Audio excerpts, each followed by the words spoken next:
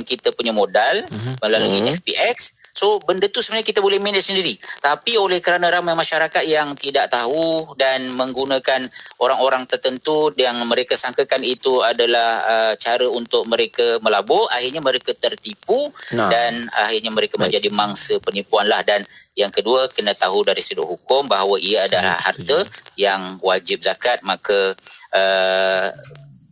tunaikanlah zakat tuan-tuan. Moga-moga pelaburan yang dibuat itu diberkati oleh Allah Subhanahu Wa Taala. Kami di LZS sedia membantu bagi tuan-tuan yang ingin mendapatkan maklumat dan bagaimana cara nak menunaikan fardu yang diwajibkan oleh Allah Subhanahu Wa Taala.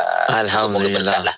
Terbaik Ustaz hari ini ya. Jadi kalau dah ada, dah kaya, zakat jangan lupa ya. Insya-Allah boleh juga tunaikan bersama Lembaga Zakat Selangor. Untuk hari ini terima kasih banyak Ustaz Farid Zainal untuk perkongsian kita berkaitan dengan cryptocurrency dan juga kewajipan berzakat kita. Insya-Allah kita jumpa lain masa Ustaz ya. Ya, baik Ustaz ya. Assalamualaikum Ustaz. Assalamualaikum. Waalaikumsalam warahmatullahi wabarakatuh. Alhamdulillah. Itu dia. Terima kasih juga sahabat-sahabat kita yang setia menonton dan mendengar segmen ini Bicara Barakah bersama Dai Lembaga Zakat Selangor. Dan selepas ini Yati akan bersama anda untuk aspirasi 10.1 bermula dengan rancangan syariah dan perundangan. InsyaAllah hari ini Encik Asham Ahmad akan sama-sama berkongsikan tentang topiknya normalisasi ataupun kebiasaan yang bakal bersama Yati sebentar lagi menyusul aspirasi 10.1 ya. InsyaAllah sama-sama nantikan apa yang biasa, apa yang luar biasa tu. Dan untuk anda pagi kita jumpa esok pula lah insyaAllah. Sehingga itu Assalamualaikum. Assalamualaikum warahmatullahi wabarakatuh. Rancangan itu tadi dibawakan oleh Lembaga Zakat Selangor. Hubungi 13884343 untuk info agihan dan kutipan. Layari zakatselangor.com.my untuk pembayaran zakat anda. Dengan zakat, andalah hero asnaf. Bayangkan jiwa yang tenang, anak-anak yang soleh, pasangan yang mendamaikan, gaji biar sederhana tetapi cukup segalanya. Inilah namanya keberkatan. Mahu mencari keberkatan dalam kehidupan? Temui kami para dai Lembaga Zakat Selangor setiap hari Selasa jam 9.30 pagi hanya di Radio IKIM, saluran inspirasi Korea Islami anda. Hiburan mendidik jiwa hanya yang terbaik di IKIM, Inspirasi Inforia Islami.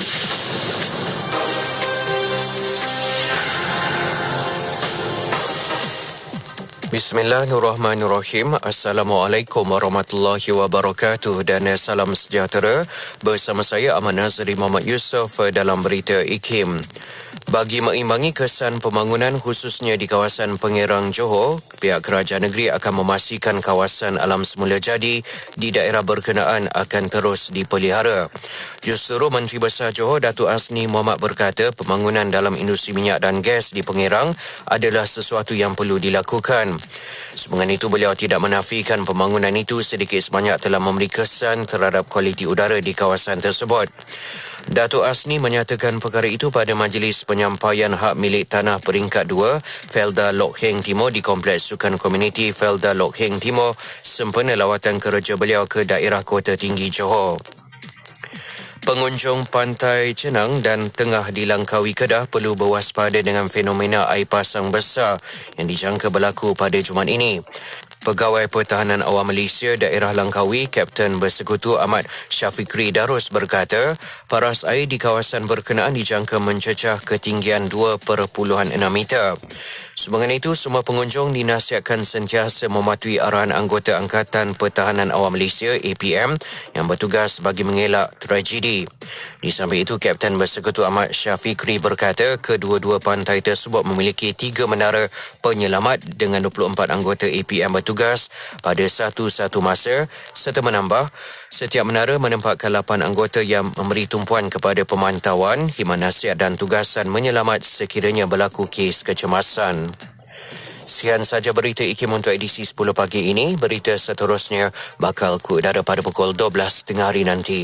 Assalamualaikum warahmatullahi wabarakatuh dan salam hormat. Laporan berita tadi dari sumber bernama Kapsul Masa.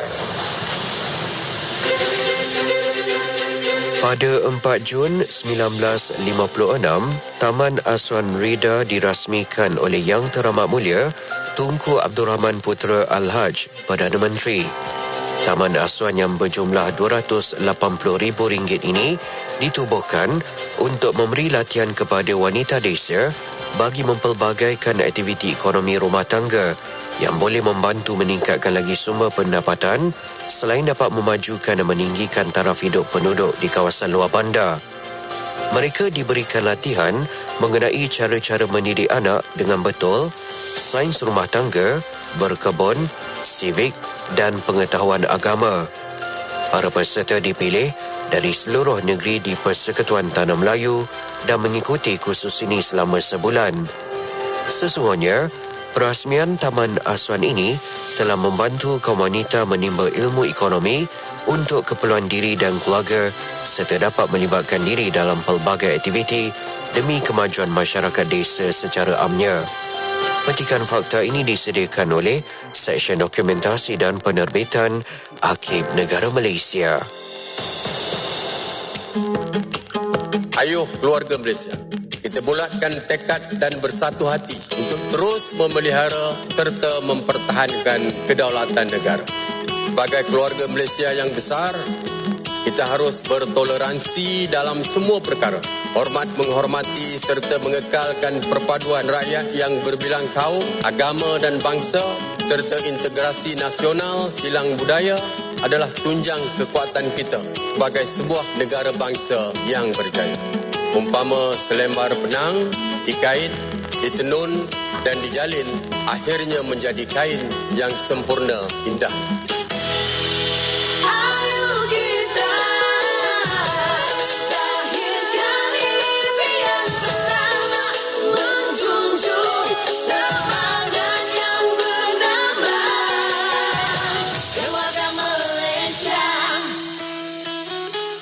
Allahumma farijal ham kashifal gham mujibu da'watal muttarin rahmanad dunya wal akhirah Allahumma farijal ham كاشف الغم مجيب دعوة المضطرين رحمن الدنيا والآخرة ورحيمهما أنت ترحمني فارحمني أنت ترحمني فارحمني برحمة تغنيني بها عن رحمة من سواك أعوذ بالله من الشيطان الرجيم بسم الله الرحمن الرحيم ياسين. Istimewa untuk anda, kami bawakan program bacaan Yasin malam Jumaat bersiaran setiap hari Khamis minggu ketiga setiap bulan pukul 9 malam. Jangan lepaskan peluang bersama-sama mengalunkan bacaan Yasin secara berjemaah dan ikuti tazkirah ringkas oleh asatiza berkaliber. Hanya yang terbaik kami bawakan kepada anda. Hanya di IKIM, Inspirasi Inforia Islami. Selami ilmu untuk kehidupan kita seharian bersama Nur Hayati Paradi di Aspirasi 10.1 IKIM, Inspirasi Inforia Islami.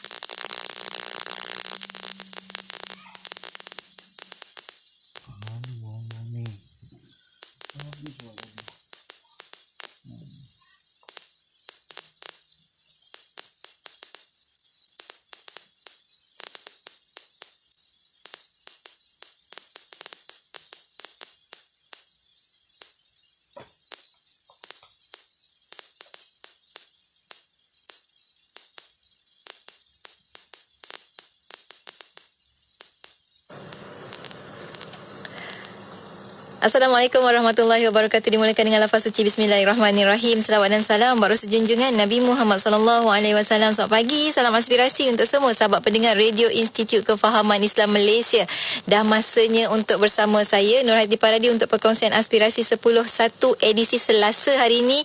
Terima kasih pada rakan setugas di unit di aspirasi di Warna Pagi sebentar tadi bersama dengan Sufian Amri dan juga Hazwan Syah. Alhamdulillah, moga-moga Allah kurniakan keberkatan kebaikan untuk semua sahabat pendengar. Baiklah, untuk bersama dengan Yati, kejap lagi kita bakal mulakan aspirasi hari ini menerusi perkongsian syariah dan perundangan. Kita ada Encik Muhammad Asham Ahmad untuk bersama dengan sahabat-sahabat untuk perkongsian sepanjang bulan November ini. Bakal kita bersama dengan beliau untuk perkongsian kita dalam tajuk normalisasi atau kebiasaan. Kan kita tak naklah menjadikan kehidupan kita ni, kadang-kadang kita sangat khawatir bila kemaksiatan ataupun kesalahan ataupun jenayah kita nampak enteng dan nampak biasa, nampak tak salah. InsyaAllah kita akan kongsikan bersama dengan anda bagaimana normalisasi ini berlaku, lagi-lagi masuk PKP dan sebagainya ini, apa implikasinya, dan insyaAllah kita akan kupaskan banyak lagi. Jadi untuk rakan pendengar boleh ikuti secara langsung di FB IKIM FM, YouTube channel IKIM dan juga di Radio Institut Kefahaman Islam Malaysia. Saat ini kita bersama dengan Fine featuring Munif Hijaz dengan Khadijah Cinta dari Syurga. Tentunya hanya di IKIM, Inspirasi Inforia Islam.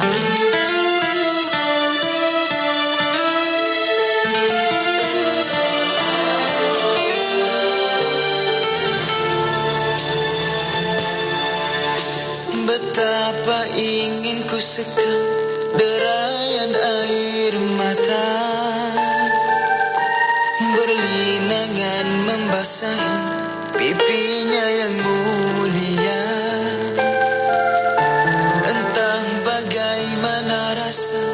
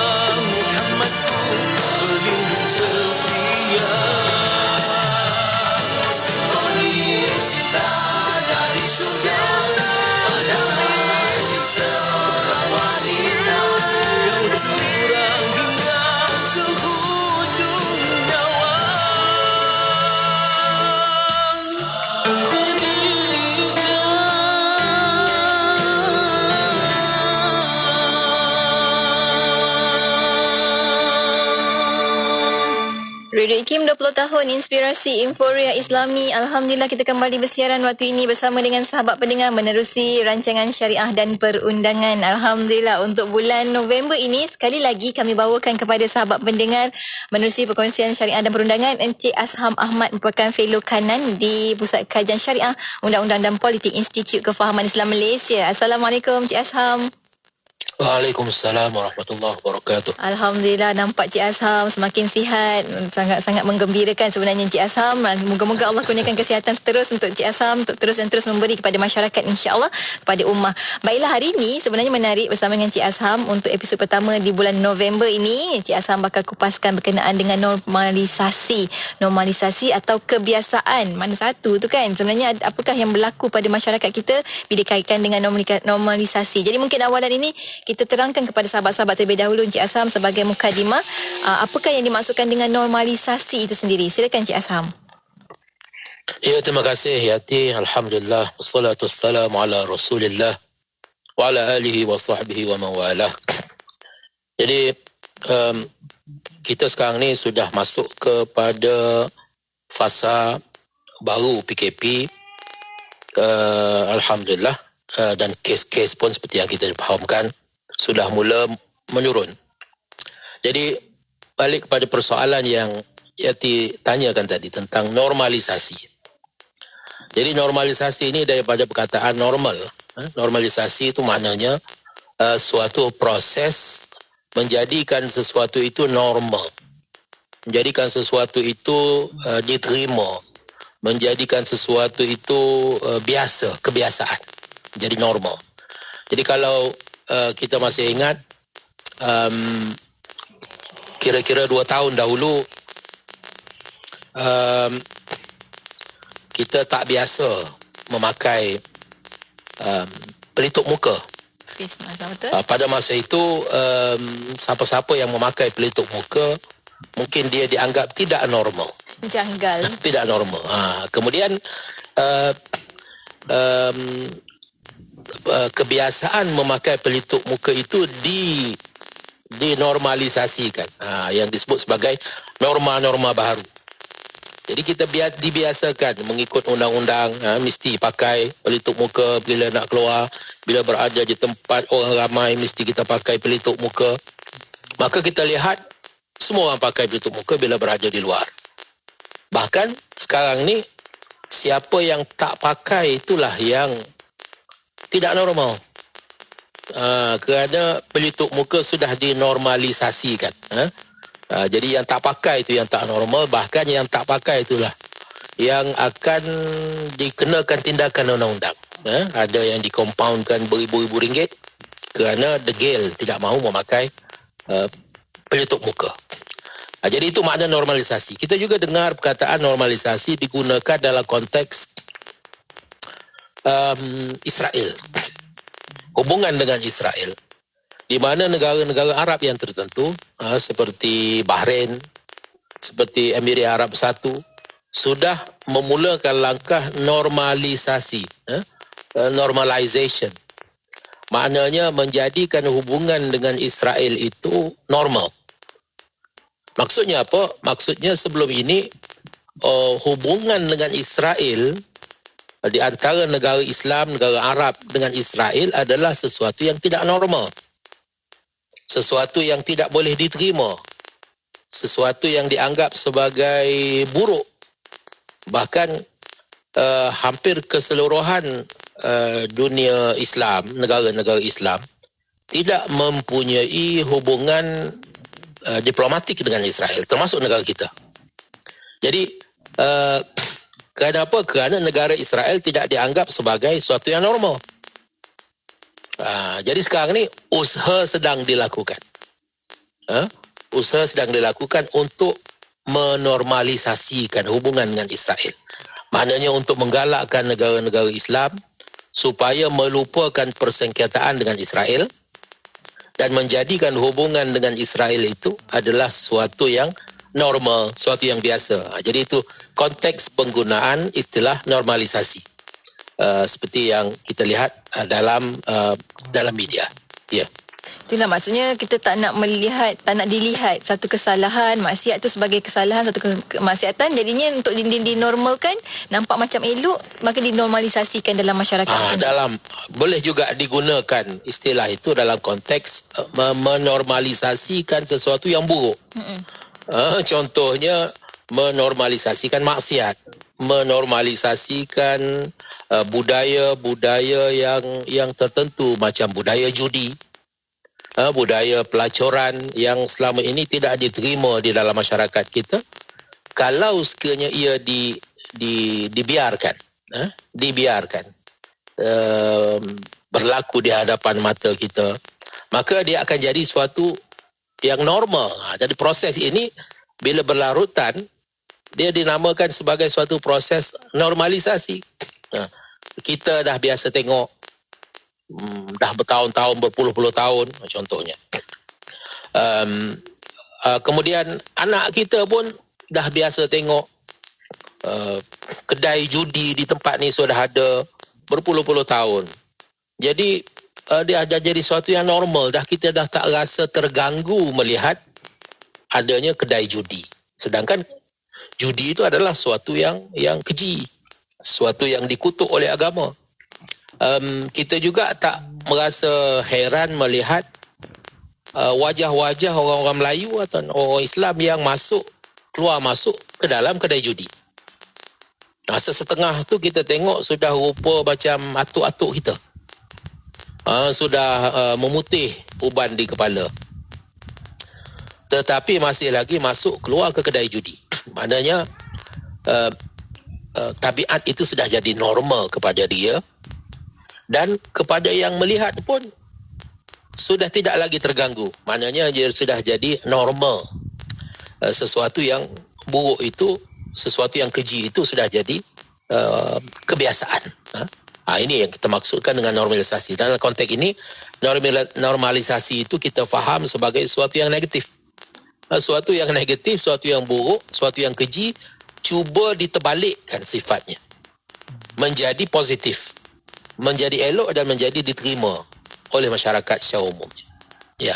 Masya Allah, ni satu kebimbangan juga sebenarnya ni Encik Azham kan. Ni topik ni sebenarnya sangat penting untuk kita bicarakan hari ini. Moga-moga menjadi asbab sebagai satu benteng lah supaya ianya tak terus merebak dan berleluasa sampai kita tak terkawal, insyaAllah. Dan kita akan kongsikan banyak lagi lepas ini. Untuk rakan-rakan pendengar, jangan ke mana-mana, teruskan kesetiaan bersama dengan kami. Bagi yang mengikuti secara langsung di FB IKIM FM dan juga YouTube channel IKIM, satu, tekan butang share. Keduanya, jom kongsikan dengan anda apa kebimbangan anda, normalisasi yang mungkin anda rasa bimbang berlaku dalam masyarakat kita. Jom kongsikan bersama kami di ruangan komentar. Kita akan berhenti rehat seketika, kembali selepas ini, tentunya hanya di IKIM, Inspirasi Inforia Islami bersama Encik Azham dalam Syariah dan Perundangan.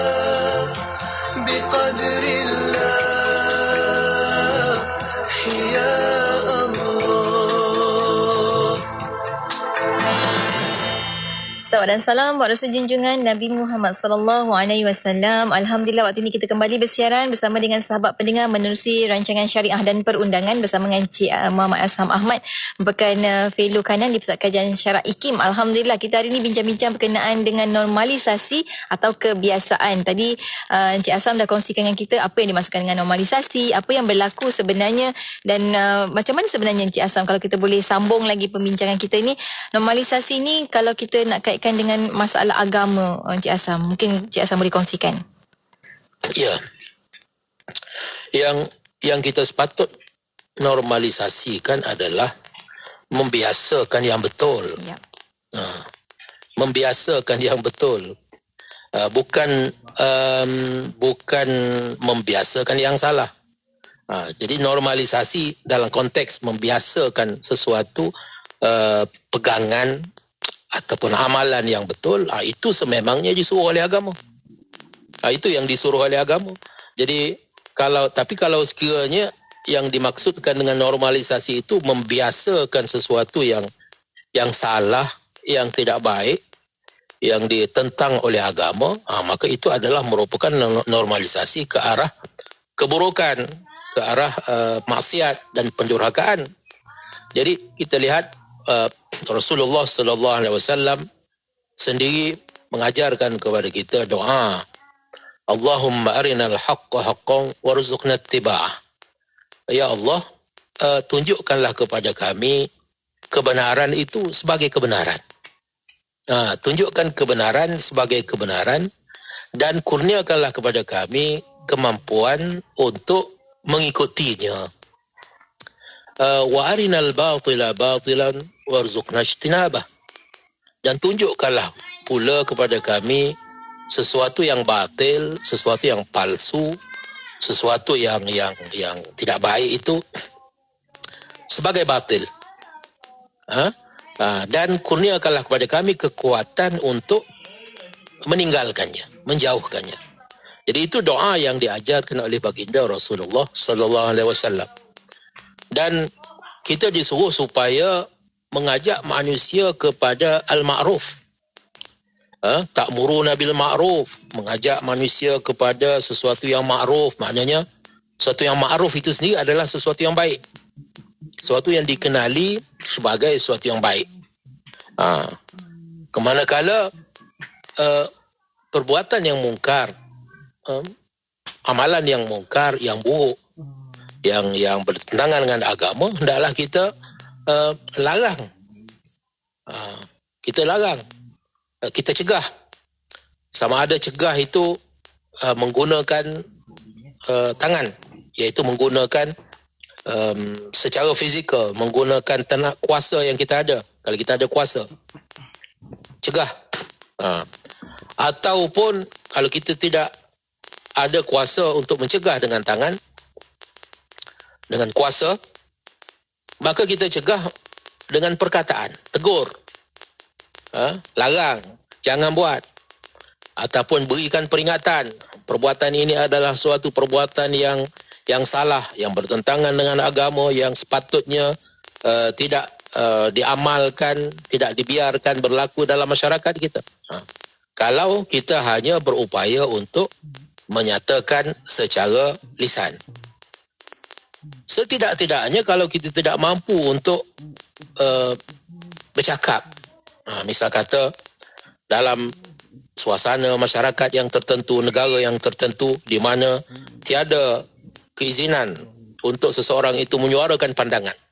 Apatah lagi kalau sekiranya pandangan itu bertentangan dengan pandangan yang menjadi pegangan rasmi, menjadi pandangan rasmi satu negara, suatu pihak yang memegang kuasa. Maka dalam keadaan itu kita tetap kena menentang sekurang-kurangnya di dalam hati. Maknanya kena menyimpan rasa benci dalam hati kita terhadap perbuatan itu. Setidak-tidaknya kita memelihara diri kita. Kalau selagi kita masih ada benci dan menentang sesuatu yang mungkar itu dalam hati kita, sekurang-kurangnya kita masih lagi menjaga diri kita daripada terjebak ke dalam lembah yang sama. Tapi kalau sekiranya kita berpeluang untuk mengucapkannya, maka sekurang-kurangnya bukan setakat kita cuba menyelamatkan diri kita, tetapi juga kita cuba menyelamatkan orang lain juga. Kita cuba menyelamatkan orang lain juga, generasi anak-anak kita, masyarakat kita daripada terjebak dalam sesuatu perbuatan yang mungkar. Kerana perbuatan yang mungkar itu adalah merupakan kemurkaan Allah Subhanahu Wa Taala. Dan apabila suatu masyarakat itu membiasakan sesuatu amalan yang mungkar, amalan yang dilarang oleh agama, maka dia seolah-olahnya membiarkan kemurkaan Allah itu kepada masyarakat itu. Membiarkan satu masyarakat itu mengamalkan suatu amalan yang buruk dan keji, tanpa ada sesiapa pun yang melarang, tanpa ada sesiapa pun yang melakukan tugas amar ma'ruf dan nahi mungkar. Sedangkan itu adalah merupakan sifat kita sebagai umat yang disebut dalam Al-Quran sebagai khairu ummah. Kita adalah merupakan umat yang terbaik. Kenapa kita disifatkan sebagai umat yang terbaik? Kerana ta'muruna bil ma'ruf wa tanhauna 'anil munkar. Kerana kamu sentiasa, mana sebahagian daripada kita, walaupun tidak semua, tapi tetap ada segolongan daripada umat Islam itu yang sentiasa menyuruh manusia berbuat kebaikan, dan melarang manusia daripada melakukan kemungkaran.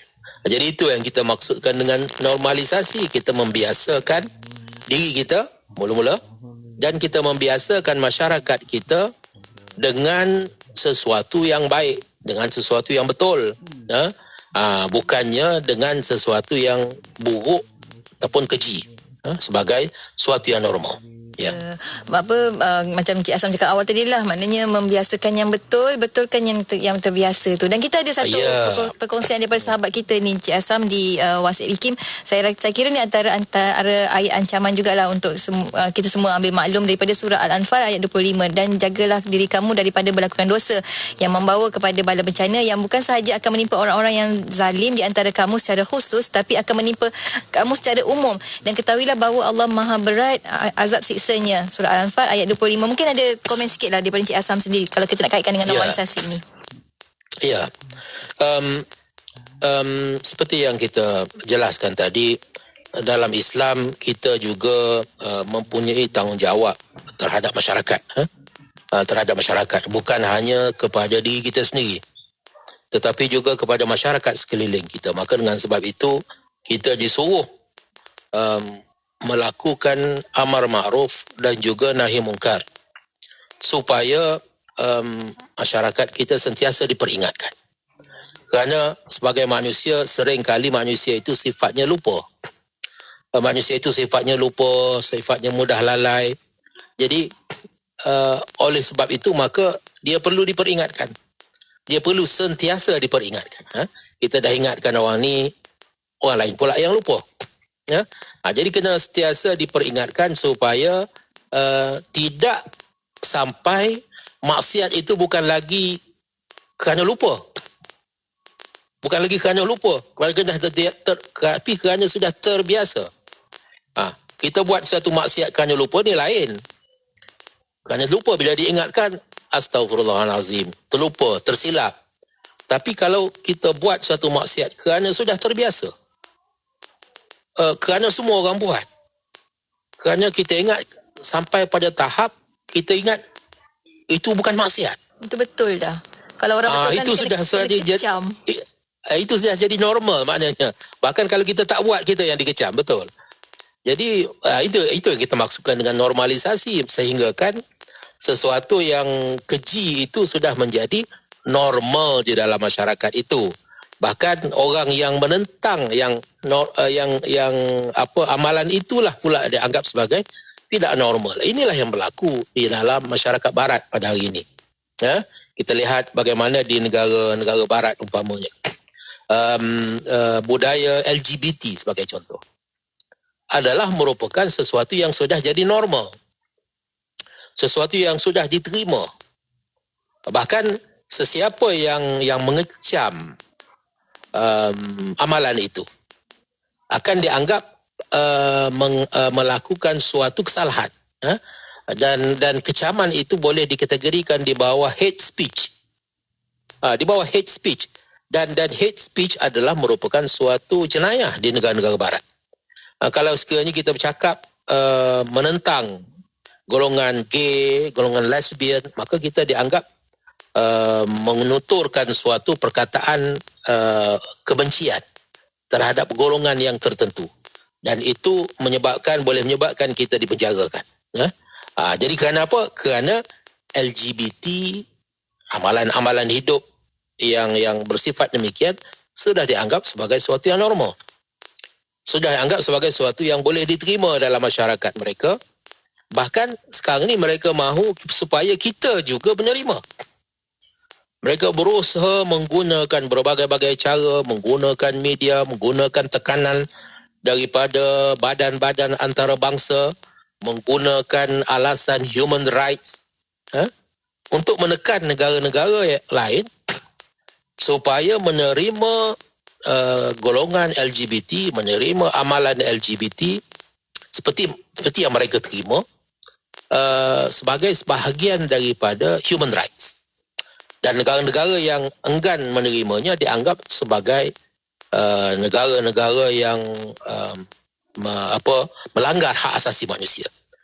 Jadi mereka menggunakan cara itu untuk menekan negara-negara, terutama sekali negara-negara yang lemah, negara-negara yang sedang membangun. Jadi negara-negara ini demi untuk diterima dalam komuniti antarabangsa, sebahagian daripadanya terpaksa.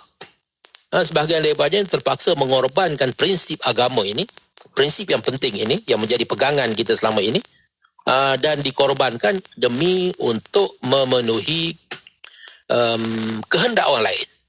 Jadi inilah juga yang dimaksudkan dalam Al-Quran, apabila Allah Ta'ala berfirman, kaum Yahudi dan Nasrani itu tidak akan sekali-kali redha dengan kamu, sehinggalah kamu mengikut seperti mana mereka beragama, mengikut cara hidup mereka. Jadi begitulah juga dengan masyarakat barat pada hari ini. Mereka tidak akan redha dengan kita, tidak akan sekali-kali berpuas hati dengan kita sehingga kita bertingkah laku seperti mereka, sehingga kita percaya seperti mana mereka memiliki kepercayaan, dan supaya kita hidup seperti mana cara mereka hidup.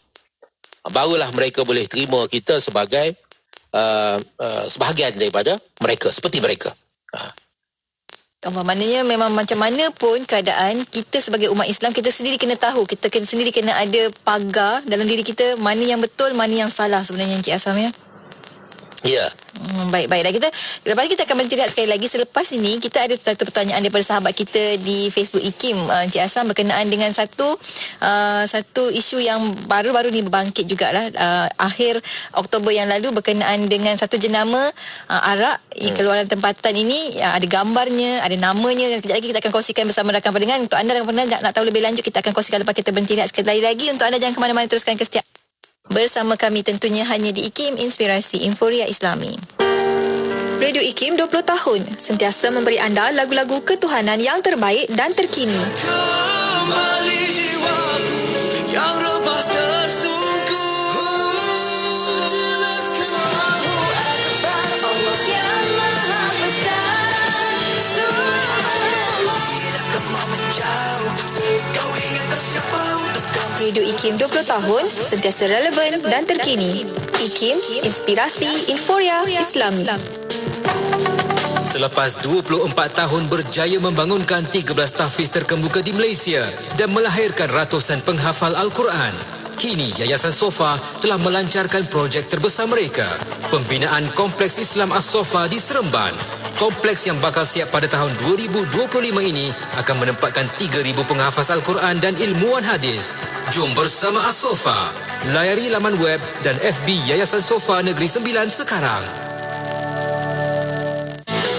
Kisahnya ada 2 orang anak kembar, dua-dua lelaki.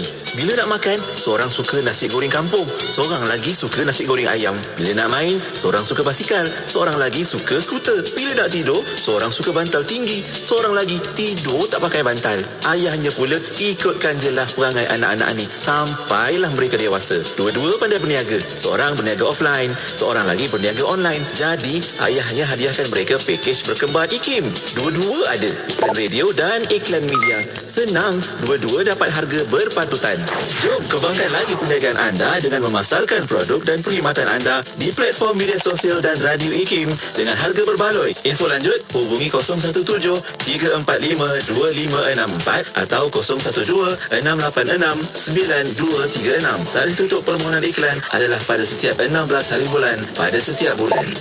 Para pendengar setia Radio IKIM, kini anda boleh mendapatkan barangan cenderamata eksklusif dari IKIM khas untuk anda seperti t-shirt IKIM, shawl, tudung pashmina, topi, payung silver coded, sejadah dan banyak lagi. Sila layari laman sesama IKIM Niaga di www.ikimniaga.my dan juga boleh didapati melalui aplikasi Shopee. Cari IKIM Jarak Niaga. Hubungi 03-6204-6388 atau 389 untuk maklumat. IKIM kembali bersama anda dalam Karnival Buku Ilmiah 4.0 Anjuran MAPIM bermula 15 Oktober sehingga 15 November 2021 secara dalam talian. Membawakan buku-buku terhebat IKIM dengan diskaun bermula 20% hingga 60% serta percuma CD terbitan Radio IKIM untuk setiap pembelian buku IKIM. Layari sekarang www.ikimniaga.my atau di Shopee dan Lazada IKIM Niaga. Cari IKIM Jarak Niaga. Hubungi 011-576-9540. Kunjungi segera sementara promosi masih ada. IKIM 20 tahun inspirasi Inforia Islami. Alhamdulillah kita kembali bersiaran bersama dengan sahabat pendengar menerusi rancangan syariah dan perundangan. Pagi ini sembang-sembang kita bersama dengan Encik Mak Asham Ahmad, fellow di Pusat Syarah IKIM, fellow kanan di Pusat Syarah IKIM, bincang berkenaan dengan normalisasi atau kebiasaan. Dan Alhamdulillah kita ada persoalan daripada sahabat kita ni, Encik Asham, untuk sama-sama kita nak mendapatkan komen daripada Encik Asham jugalah.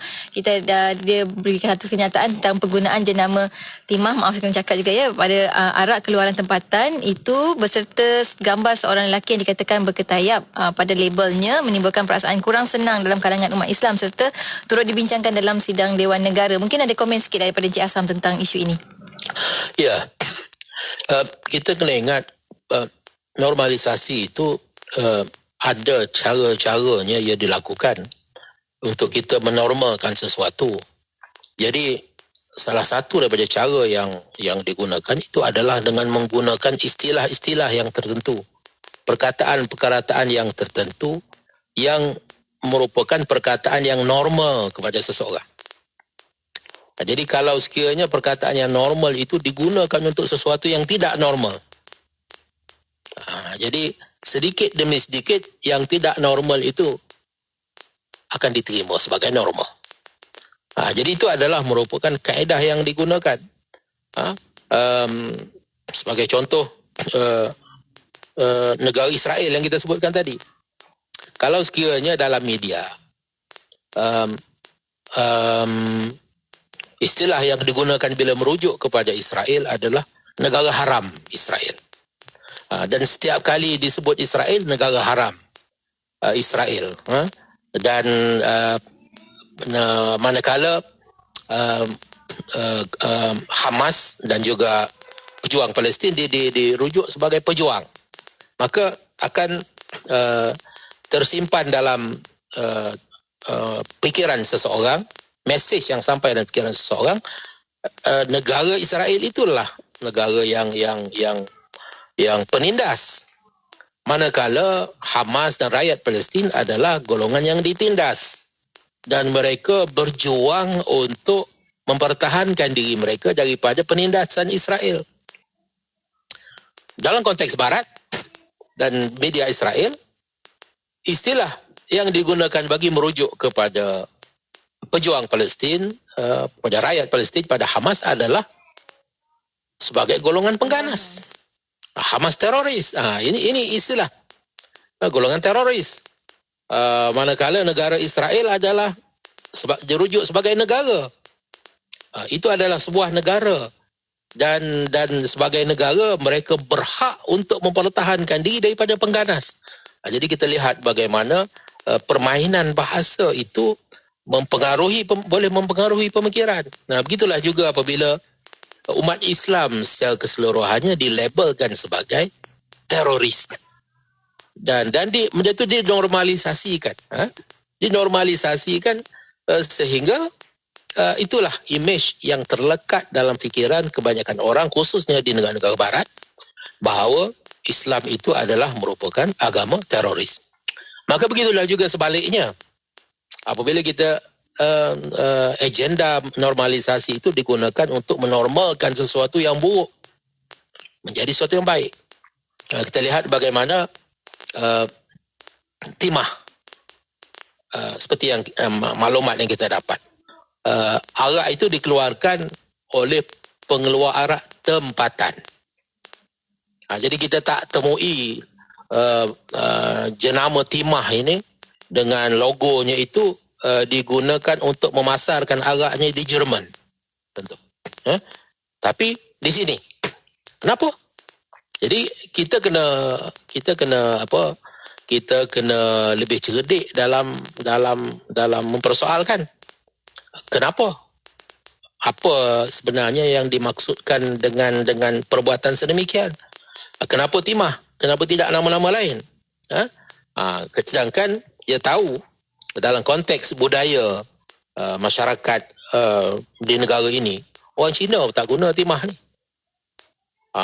Timah ni adalah nama orang Melayu.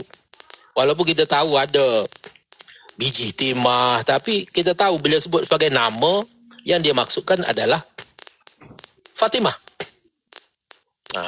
Dan gambar yang digunakan juga sudah menggambarkan sesuatu.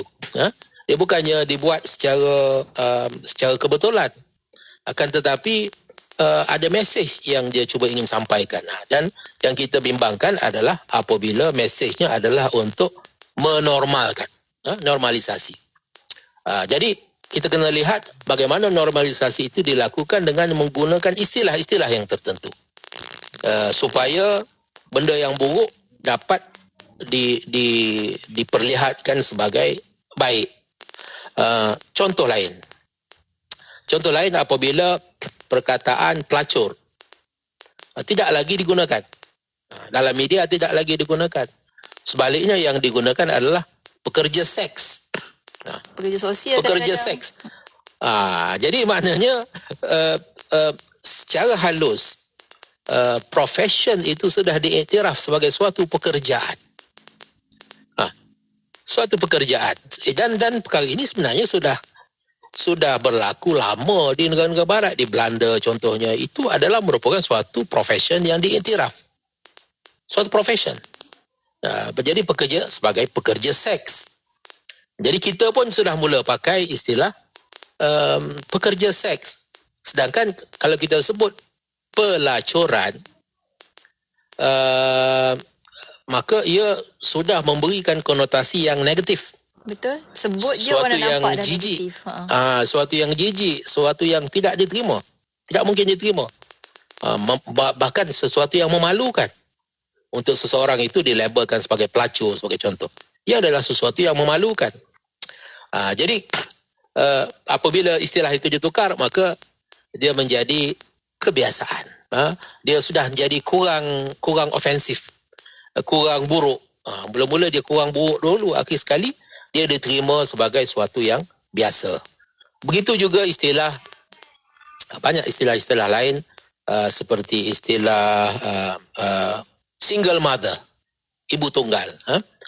Jadi ini pun bagi saya adalah merupakan istilah yang bukannya daripada perbendaraan kita.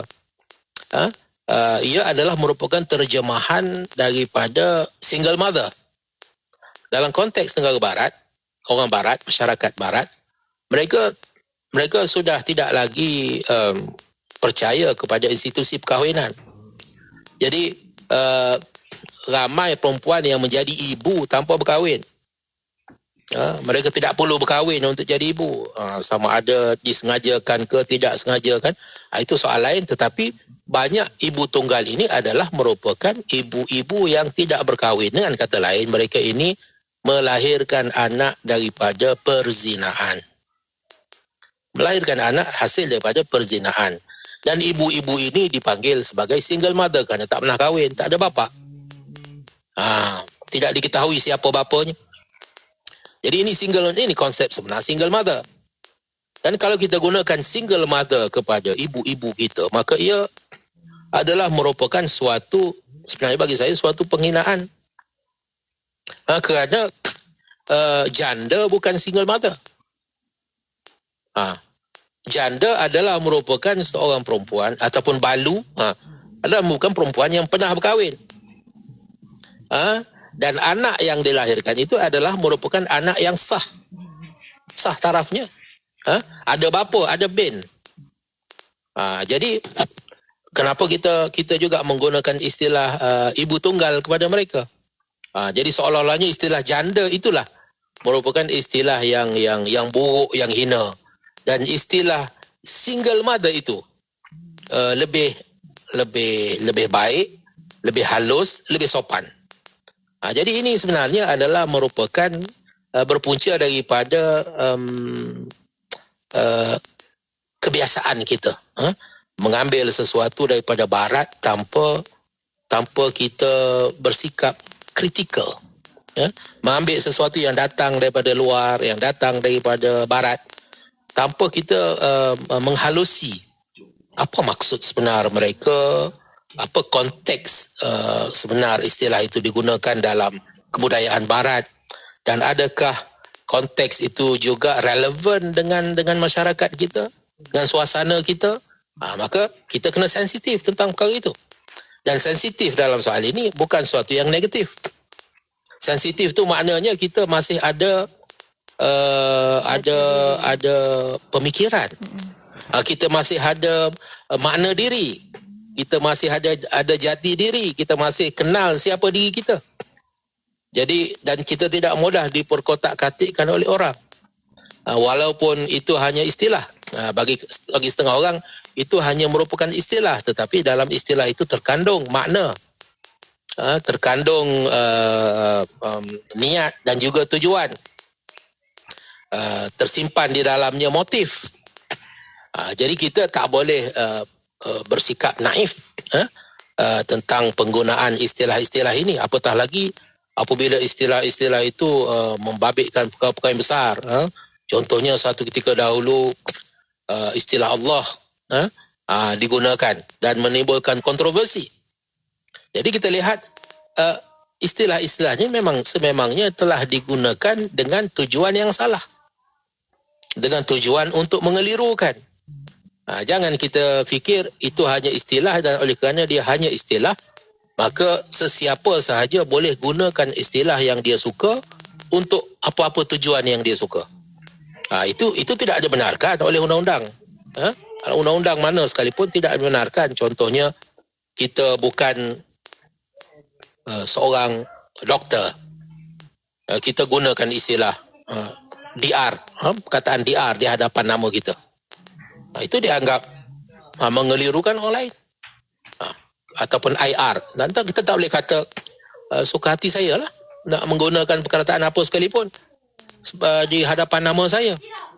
Kerana itu kataan itu menunjukkan sesuatu. Dan apabila seseorang itu menggunakan sesuatu yang tidak menunjukkan keadaan sebenar dirinya, maka dia telah dianggap mengelirukan orang lain. Dia telah menimbulkan kekacauan pemikiran kepada orang lain. Jadi ini adalah merupakan sesuatu yang mesti dihalang. Kalau tidak akan berlaku kacau bilau dalam masyarakat. Ya. Baik, Masya Allah. Alhamdulillah. Terima kasih banyak Cik Asam kerana memberikan pencerahan. Jadi, sekarang kita dah boleh faham juga kenapa dalam satu tamadun, untuk membina tamadun itu, antara elemen yang penting adalah satu, kepercayaan dan agamanya. Selain daripada teknologi, adalah bahasa juga dititik beratkan dalam pembangunan sesuatu tamadun. Masya Allah. Dan kita sampai hujung. Bahasa yang betul. Bahasa yang betul. Jadi kita dah sampai ke hujung. Kita mungkin berikan sedikit kesimpulan lah untuk tajuk kita pada hari ini tentang normalisasi atau kebiasaan. Silakan.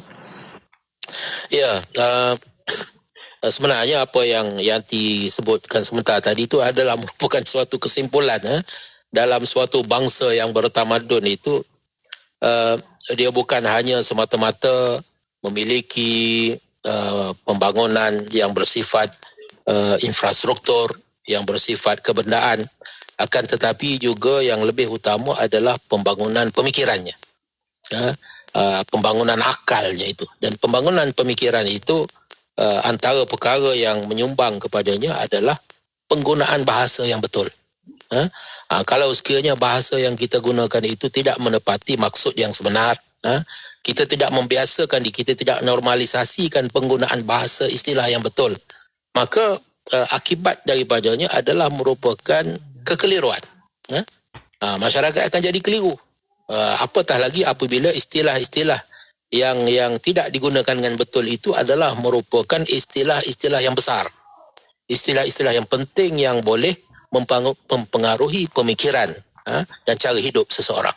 Ya. Masya Allah. Maksudnya pentingnya lah untuk kita faham bahawa kadang-kadang orang menggunakan subliminal messages walaupun hanya kerana dengan nama saja dia boleh membawa kepada satu normalisasi dalam kehidupan kita, menjadikan suatu yang salah nampak betul, menjadikan suatu yang salah itu kebiasaan dalam kehidupan. Nauzubillah min dzalik. Apa pun terima kasih banyak Encik Azham kerana memberikan pencerahan pada hari ini. Banyak kita belajar daripada perkongsian kita berkenaan dengan normalisasi. Sampai kita bertemu lagi minggu hadapan insya-Allah Encik Azham. Assalamualaikum. Waalaikumsalam warahmatullahi wabarakatuh. Dan untuk anda sahabat pendengar, teruskan kesetiaan bersama kami tentunya hanya di IKIM Inspirasi Inforia Islami.